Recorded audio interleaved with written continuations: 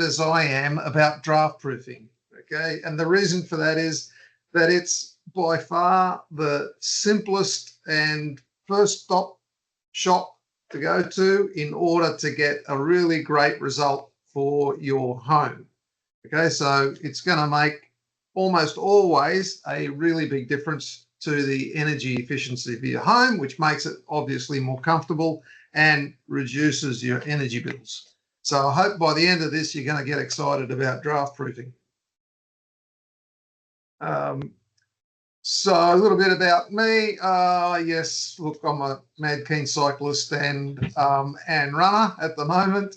I've been doing this kind of stuff for, I don't know, about 22 years, 23 years, thereabouts. Over that time, yeah, we've won a whole bunch of awards, and things that I'm most proud of is that we've actually managed to invent a bunch of draft proofing stuff. So we have invented our own Draft Dodgers range of door and window seals, and also the EcoGlaze secondary glazing product, amongst other things. We do have quite a significant YouTube channel, which of course everybody can access for free. And if anyone feels that they've got a bunch of people that want to do professional draft proofing, then we're happy to train them and mentor them until they've got enough experience under their belts. Why draft proof? What's it going to do? Okay, so ostensibly the first thing that it does is it puts you in control of ventilating your home rather than the weather being in control. Okay, so even when you draft proof your home really well, you are certainly going to need to ventilate it. Okay, but the point is that you can ventilate it when and as much as you wish. All right. So obviously doing this, you're going to save a lot of energy. Now, are you going to save 20%? I think you're going to save a lot more. In my own home, okay, between the first winter and the second winter, we did only four things, and we saved 50% of the next winter's energy. Okay, and then after that, we did more and more. Okay, so is it going to be 20%? I think, look, mostly you're going to get a better result than that. Okay. Now, before we move on, we need some safety with gas information. All right, when we burn gas in our homes, it produces a lot of water vapor and it produces a whole bunch of noxious gases, including carbon monoxide. And so we need to be very careful about whether we can draft proof and whether we can't, and to what extent. Okay, so the very first thing is unflued gas heaters like this one. If you've got that, it's still available in some jurisdictions, I believe. Get rid of it. Okay, it's only really safe in a tent, not in a house. So let's just get rid of that. You can't draft proof anything if you're going to have this in your home. These other gas heaters that you see here are what's called open flue gas heaters, and we'll see why that's a problem shortly. So if you've got those, we do need to be careful. If you have gas cooking, just make sure that you crack open the kitchen window a little bit so that the fumes from the gas can go up hopefully to outside via your range hood. So here's the crux with the gas, right? Those gas heaters that we saw in the previous slide, they are open flue gas heaters, and here it is. They burn the gas. They take air from within your home, burn the gas, and the heat is used to get the gas up the flue, but it is open to your room as well. So you need a fresh air supply in order for this to be safe. And even then, it's not necessarily safe, because under some circumstances, your house can actually draw this gas back down the flue into your home, and this effect has unfortunately led to fatalities. Okay, so if you've got this open flue kind of gas heater, like we saw on the previous slide, please think about getting rid of it, disconnect it, and replace it with a split system. Okay. The other kind is room sealed heaters. So these don't use any air from your home. They have a flue within a flue. The gas goes out the middle and the air is drawn in from the outside to burn the gas. Okay, and so then you can draft proof to your heart's content, provided that that gas heater is working correctly. What do they look like? Mostly they look like this, like a Rinnai, this Rinnai gas heater, and they have a flue to the outside that looks like this. The exhaust goes out the middle and the air is drawn in from the outside. So provided that that's working correctly, fantastic. If you've got a glass fronted kind of gas fire in your chimney, in your fireplace, then look at the top of the chimney. If you've got something fancy like this, then that's a balanced flue, and if you don't, then it's an open flue. Okay. Of course, if you've got ducted gas heating, provided that that's working well, that's fine. You can draft proof. And by the way, these things do fail. The heat exchangers can crack in them, and then you'll get carbon monoxide in your home. Okay, so gas is inherently a dangerous thing. So if you can get rid of it, get rid of it. Okay, let's move on now to actual draft proofing. And of course, we should always start with the biggest holes. So this home, of course, has got quite a significant hole in the wall, but if you happen to have like a Victorian home that's got 3 fireplaces in it, 3 chimneys, you're going to have a hole in your home pretty similar to this in combination. So fireplaces are always the place to start first. Exhaust fans and vents is the next port of call. External doors and possibly internal doors, maybe windows, and finally gaps and cracks, which, although small, can add up to a significant hole in your home as well, because there's often lots of those. So this is the order in which we're going to look at this. Fireplaces first. Okay, so pretty easy to deal with, actually. So if you've got a fireplace that's not being used for fires, you're not going to light a fire in it, then the chimney the chimney draft stopper like this that we make is the way to go. All right, pretty easy to trim, and it sits, there's the fireplace, and it sits just behind the brickwork there.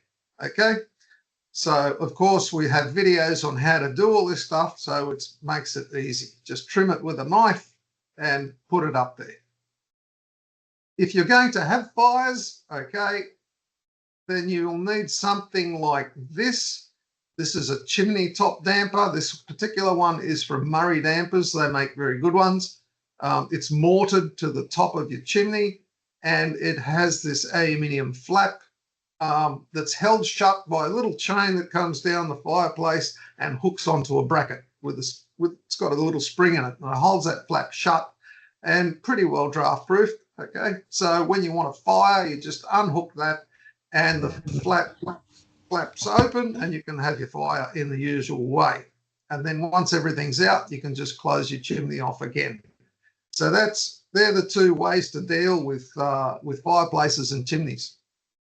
Pretty easy, and you're going to deal with some pretty big holes in the fabric of your home. Next is exhaust fans, ceiling exhaust fans. Okay, we've all got them in our homes. Maybe you've got 1, maybe you've got 3. They are just a big hole. Here's a thermal image looking just straight up through an exhaust fan into the roof space. So you can see that the roof space is blue, indicating that it's cooler than the ceiling and the exhaust fan. So this is a winter shot. Okay, so the inside is heated and the roof is cold, and of course all the heating is going up there. It's heated the blades, and it is heating the roof, right? So this is happening 24/7 on all exhaust fans pretty much. They're a primitive thing that we have in our homes.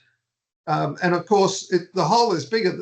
It's the full hole because the blades are just, we can't see through the blades with the thermal imaging camera, but of course they're tilted. So, and in fact, in the roof, you'll see fans often just spinning around on their own just from the airflow that's going from the room into the roof. Okay.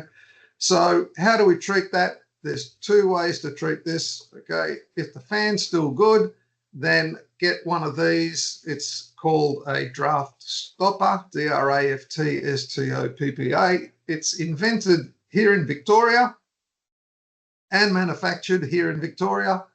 Okay. Comes in two halves. You put it together. It's child's play to do. And then you drop it on top of the exhaust fan. And so when the fan is on, the flaps are up. And then when the fan is on, the flaps come down and just shut that off.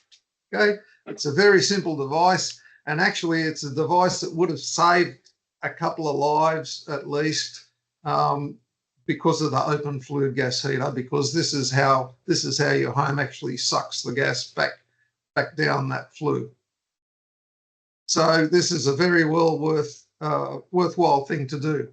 Now, if you've got heat lamp unit like this, a 3-in-1 with the heat lamps, the light, and the exhaust fan, again, there's two ways to go. You can replace that whole thing with an IXL Ecotastic, which has this kind of mechanism built in, or you can also get, we have an adapter plate that fits on the top and then takes this draft stopper on. But if you do that, there is a small change to the electrical switch that has to be made such that the fan is on when the heat lamps are on. Okay. It doesn't actually reduce the effectiveness of the heat lamps because it's radiant heat. And so whether the fan is on or not, you're still going to get the radiant heat. So now we've treated the fireplaces and the exhaust fans. They are huge holes in your homes, and you haven't spent very much to do that. Moving on to ceiling, wall, and floor vents. Okay, if you've got evaporative cooling in your home, maybe think about getting rid of it and fixing the ceiling. It's not a very great way to cool, and it's a terrible thing for winter. Okay, so all your winter heating is going to go up. At least if your evaporative cooling is working correctly and has got backdraft baffle in it, your heating goes up into the ducts, gets cool, and comes back down. It's a great cooling device for winter time. Okay, and if it doesn't have that in it or it's not working, then it's just going to draw your heating straight out. So if you've got those, either get rid of it or at least get the covers for it. So there are two ways to get covers. Well, there's free ones from the VEU, which are held up with a bit of elastic, or there's quite nice magnetic ones that you can get to pop over those when it's not cooling season. Okay, so that's going to make a huge difference. Absolutely massive difference if you do that. Wall vents, here we are. Here's an example of a wall vent. Now, they don't always line up. The inside one doesn't always line up exactly with the outside one, as in this picture. So you may not be able to see straight out, but nevertheless, the airflow still happens. And if you've got one of those crazy heaters, then maybe that's your makeup air, so don't mess with it. But otherwise, it's good to seal these off. And how would we do that? Well, we would do it with the H.B. Fuller 701 Ultra Clear. Okay, so this caulking is really easy to use. It goes on white and dries pretty clear. Okay, very important to clean up everything while it's still wet. Okay, so we've got a really great video on how to treat exactly this kind of wall vent. So it's pretty straightforward. Okay, if you've got heating out of your floor, like this. Okay, take the registers off and have a look, because very often that the floor cutout doesn't fit the adapter very well, or older adapters maybe are falling out from the floor. So these things need to be fixed and corked. Okay, that's if you're going to keep your ducted gas. More and more people are getting off the ducted gas, so that's awesome. And if you do that, then the thing to do is to treat the outlets so that they're never going to be a problem for you. And that's what you see down here. Okay, so we call this goodbye heating vents. So it combines a rodent barrier, being this square of polyester, which the rodents don't like very much, and this square of foil board, which is the Draught barrier. Okay, so basically get a rodent barrier, push down into the bottom of the adapter, get a Draught barrier, push it in the top, and then with the cork everything, cork around here, make everything sealed nice, and put the register back in. It'll look just like before, but no matter what happens with the ducting under the floor, because it will get compromised at some stage, you can be sure that you're not going to have a draft issue from these outlets. So the next port of call usually is the doors, and the obvious place to start are the external doors. So how do you know if they're drafty? Well, if you haven't treated them, probably they are. And maybe you can see daylight around them, like this lovely example here. Maybe you can see a gap underneath. Okay, maybe you can open your door and look in the jamb, and you might find a dust trail like this. Okay, doesn't mean that you're not good at cleaning. It just means that over a long time, the airflow has deposited little bits of dust as it's gone, and that's built up over time. So it's just, these are all indications that really you need to treat the door. The other doors that you might want to treat are internal doors, usually to wet areas. So toilet door, because if you have the window open for the toilet, your toilet door is actually an external door. But you might want to also treat internal doors like the internal laundry door or a bathroom door if it's not part of a central heating system. So it's a way to zone out areas that you may not heat or cool. Okay, let's have a look how we might do that. There's two parts to it. There's the perimeter, so the sides and the top, and then there's the gap at the bottom. Okay, so let's just talk about the perimeter. 3 different ways to treat it. One is through weather stripping, stick-on weather stripping, that a lot of people say, oh, it's not very expensive. Why don't you use that? Okay, well, sometimes it works okay, but mostly it doesn't. It's not, it's, you know, it's like the gaps in the door are variable, and this weather stripping is only good for a very small range of gap. Okay, so either it doesn't really draft proof the door, or it makes the door really hard to close. Or maybe you can't close it. Okay, so we don't like weather stripping for this reason. We do have a product called EMV, which is a self-adhesive V-seal. So it adheres to the edge of the jamb here and makes a V, and that can work reasonably well. It's not very expensive. It's like really like weather stripping, the same kind of price as weather stripping, but it works in a different way. And so if your door, if the gap in the edges of your door are just within the ranges of that, then that can be a good way to do it.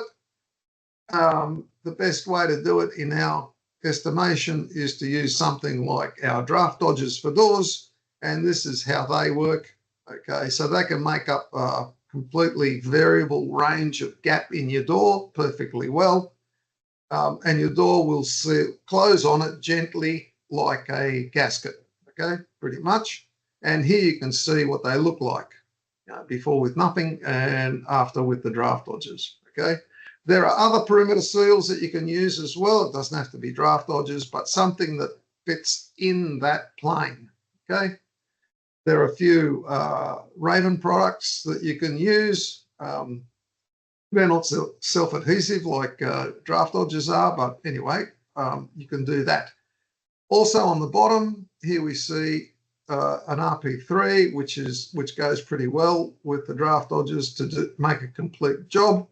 It's an example of an automatic draft excluder for the bottom of the door. There's also sweep seals and brushes. We don't like to use brushes on external doors because the wind pressure can actually blow air and bugs and things can get through the brush, okay? Better kept for an internal door. Okay.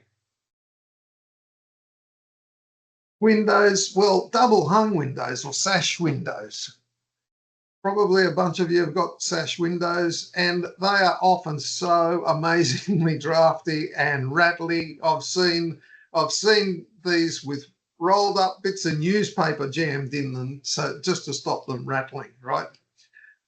Again, there's draft dodgers for double hung windows, which you see here, which stops all that. It treats the sides and the bottom of the internal sash and also the gap between the sashes as well. There are others that's not shown here, but there are others for casement and awnings. And here, for example, I don't know if you've got shug windows. They're kind of frameless ones, and you pull up the bottom one and the top one slides down. But the brushes here in the middle often get sun affected and fall apart. And so then you've got a massive draft. So if you've got that, you might want to have new brushes there. Now, gaps and cracks. Well, before we get to those, let's just talk about downlights, okay? So in my own home, we had about 40, I think, of these downlights. So these are the old halogen lamps, so really energy guzzlers. And also this particular one is gimbaled, which means it can tilt, okay, which might be handy if you want to light up an artwork or something, or your ceiling's not flat. But anyway, our ceilings were flat, and we had all these, and you can get a sense for the gap that's around these. It's pretty amazing, and if you consider 40 of these, it actually adds up to a fair size hole. And at one stage, by the way, when you get free stuff from the government, it may or may not work, and it may or may not last long, okay? So one of the things that they did was they had a program for getting rid of the halogen lamp and replacing it with an LED lamp, which seemed like ever such a good idea, except that the lamp that they replaced with was actually ventilated itself. So you actually doubled the draft area for fittings like this, okay, rather than fixing them. So these are crazy old things now, right? But if you've still got these, then there are really great and inexpensive LEDs, only about $12 now, that will just replace those and seal the draft, and also they're IC4 rated. IC4 is important because it means that you can insulate over the top of the LED, okay? So one of the issues of this one, of course, no insulation around the lamp, and that decimates the effective R value of your ceiling insulation. So, there's only plus sides to doing this. $12 a lamp, it's not very much. And they even have a little switch to select what color of light you want. Really, it's just amazing. Okay, let's go on. Now to the actual gaps and cracks, okay? Cornices, just start at the top and work down basically. The cornices, are they all put on nicely? If you've got a timber-lined ceiling, then possibly the scotia moulding rather than the cornice needs filling, and possibly some of the ceiling as well. But if cornices have got cracks in them, they might be leaning out of coming away from the wall or something, you'll need to caulk that up. Architraves, I don't know if you know what architraves are. They're the decorative part that goes around a window and a door. Okay, obviously the door's just three sides, but the window usually around all sides of the window, and they serve a purpose. They hide the gap between the window unit and the plasterboard, because when the window goes in, the hole that the carpenter's left for it is bigger than the window unit, and so there's a gap all the way around.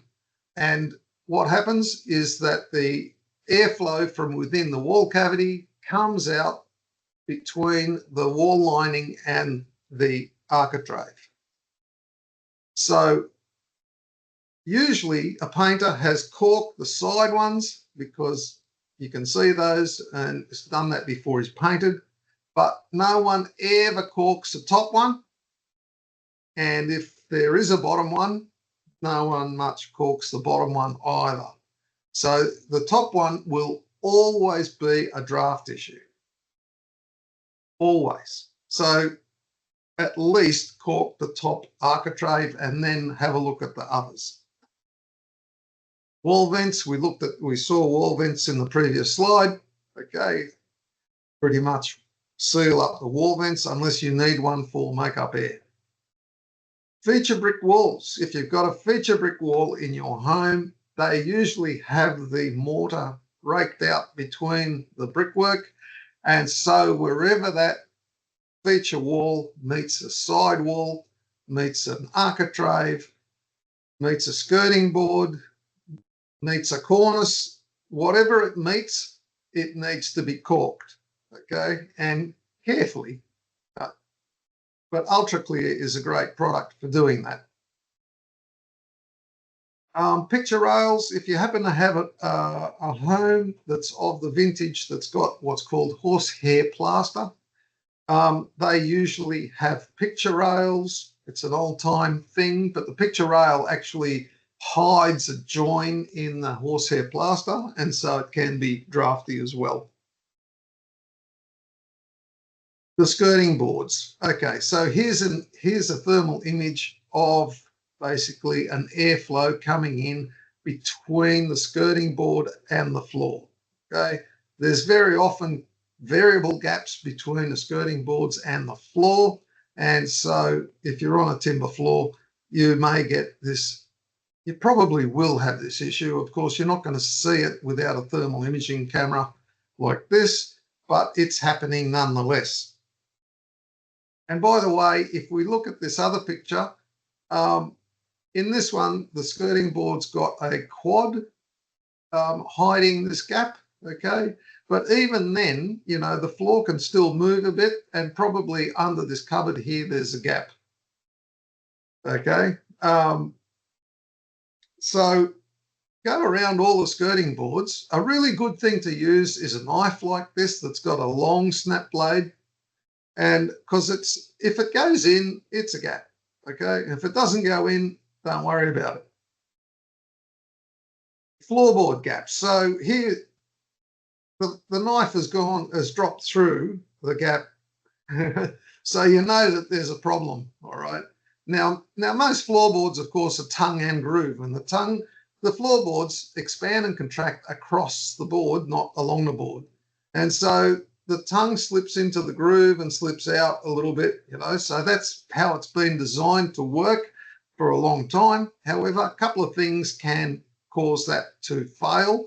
One is we can actually cut it, and so sometimes it's cut to gain access under the floor, but also sometimes the varnish gets down in there and glues the tongue into the groove, And so then the next time that the boards shrink a little bit, it tears the tongue out. And so that's probably what's happened here. So again, it's pretty easy. It's just go around and check whether the blade falls through or not. If it doesn't fall through, the tongue and the groove are still good. There's no need to do anything. Okay, return air enclosures. If you've got ducted heating, at some place you're going to have a return air enclosure. Okay, so the hot air comes out of all the floor outlets and it's got to go back to the furnace via the return air. And that's usually in an enclosure of some kind. If it's in just a little box in a cupboard, usually that's fine. But sometimes they're in more elaborate setups, and that's when it can be problematic. So sometimes they're drawing air from under the floor, and sometimes they're drawing air from the actual roof space. Okay, so this is a terrible way to run a heating system. And so have a look at your return air enclosure and take a view of whether there is some problem there or not. If you turn the heating off, often you can see cobwebs in there, and if they're moving a lot, well, you know that there's a draft. Okay, so that's one way to ascertain whether your return air has an issue or not. A dishwasher recess. Has anyone ever felt a draft coming from around their dishwasher? But sometimes people think, oh, I must be nuts, you know. But no. So that comes about because when we put kitchens in this country, usually we eliminate the skirting board. And so we have this kind of draft that we see here in this thermal image happening all around under our kitchen cupboards. And so where does that usually manifest itself? Where it can get out, and that is around the dishwasher, where the cupboards end and the kickers end.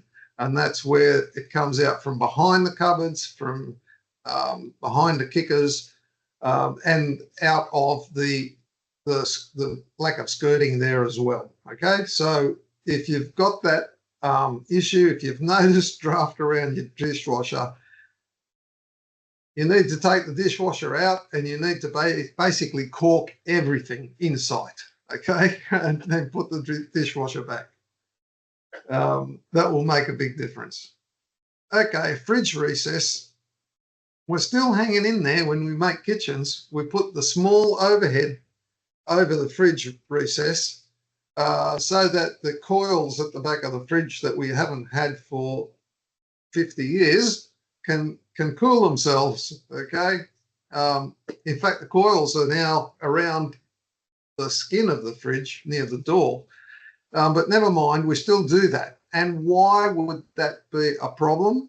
Okay, so because sometimes up there behind the overhead cupboard and the bulkhead, there may not be a cornice, okay? They might have saved on the cornice, small section of cornice there in that space.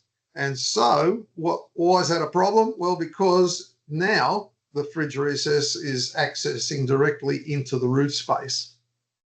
Okay, so the way to have a look at this, the easiest way is to get an old-time little digital camera with a strap on it and push it in on over the top of the fridge and take some pictures facing upwards and see if you can locate a cornice or a lack of a cornice. Okay, if you've got a lack of a cornice, the easiest way is to treat this is with a chimney draft stopper behind the cupboard.